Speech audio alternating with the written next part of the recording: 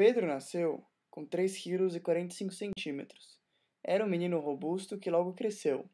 Sua mãe praticava advocacia e seu pai, conhecido como Zé, era médico. Apesar da vontade de seus pais ao chegar aos finais de semana, Pedro gostava de brincar na rua com seu amigo Alceste. O seu foco era os esportes. Os anos passaram e uma escolha se fazia necessária. No terceiro ano do colegial, ele passou pela primeira aprovação de sua vida, a escolha de sua profissão. Não seria fácil, nem iria agradar. Brigou com seus pais, argumentou e provou que, além do sonho, ele seria um professor de educação física. Pedro finalmente se inscreveu para o vestibular. Passou dias, semanas estudando e não demorou para começar a sentir distante seus amigos, que saíam para namorar e se divertir em festas. Se sentia sozinho em meio aos livros, facilmente se perdia em histórias do século passado ou até mesmo se identificava com certos mitos. Uma noite antes do vestibular, Pedro decidiu ficar em casa a fim de descansar. Então ele decidiu organizar todos aqueles livros que aterrorizaram seus últimos meses. Queria distância de qualquer memória pré-vestibular. Estava decidido. Iria passar na faculdade.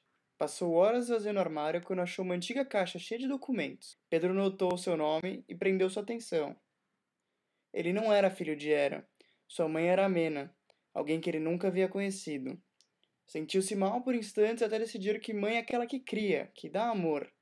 Ele sabia que iria chatear seus pais ao contar que achou documentos perdidos. Pedro, naquela noite, provou que não tinha somente habilidades físicas, mas tinha um bom coração. Sabia lidar com seu sofrimento. Sabia que deveria colocar os sentimentos de seus entes queridos na frente. No dia seguinte, tomou café correndo. Queria começar a viver aquilo que ele escolheu. 4 horas intermináveis de matemática, história e biologia. Mas a recompensa logo veio. A aprovação era evidente após tantos estudos. Era o início que ele buscava. Fevereiro logo deu a graça e Pedro começou a realizar parte de seu grande sonho. Apesar de seu carisma, se enturmar não foi fácil, já que todos pareciam se conhecer. Com o tempo, as diferenças que os separavam tornaram-se semelhanças, e Pedro se via novamente como parte de um grupo. 3 semestres se passaram, e a necessidade de arrumar um emprego se fazia presente em sua mente, tanto pela pressão feita pelos seus pais, quanto pelo desejo de aceitação de si próprio.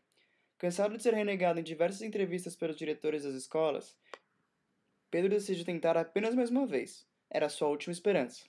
Juntou toda a confiança que lhe restava e não deixou-se abalar pelas recusas anteriores. Mas dessa vez foi diferente.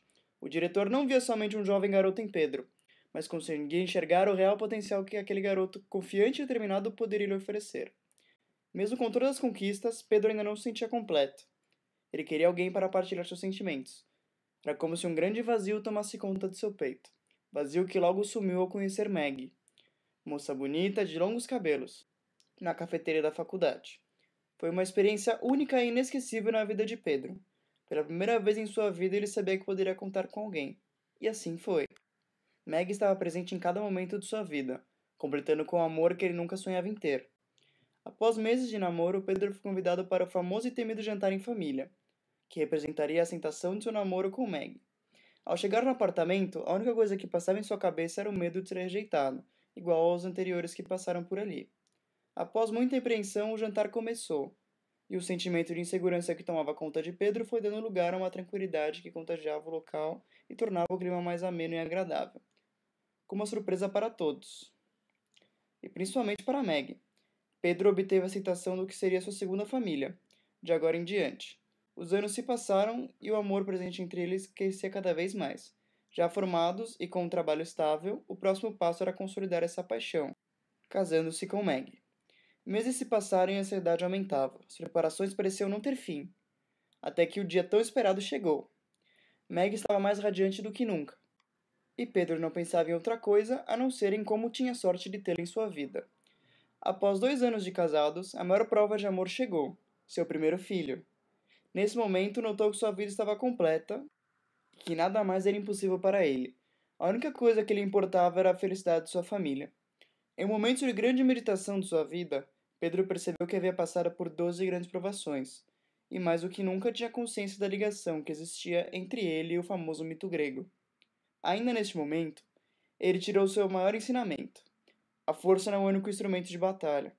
Às vezes, a sabedoria e a paciência são os melhores atalhos para encontrarmos o que realmente procuramos.